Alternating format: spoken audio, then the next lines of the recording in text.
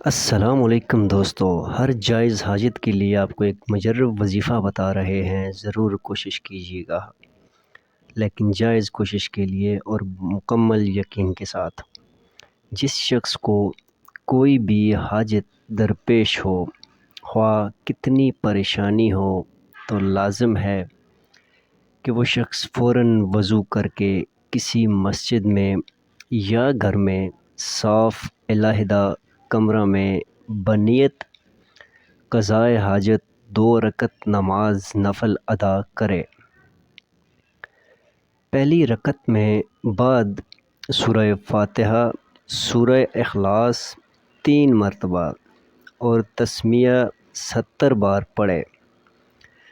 دوسری رکعت میں یہی پڑھ کر محوذ 3 یعنی کہ سورہ فلق اور سورہ ناس زیادہ پڑھے، پھر سلام پھیر کر 70 مرتبہ درود شریف پڑھے، پھر رب کریم سے گڑ گڑا کر اپنے مقصد کی دعا مانگے۔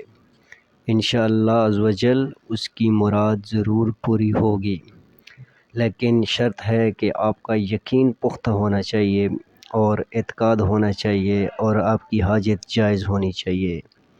چینل کو سبسکرائب کر دیجیے گا۔ آپ کا بہت بہت شکریہ۔ اللہ آپ کو اپنی حفظ و ایمان میں رکھے۔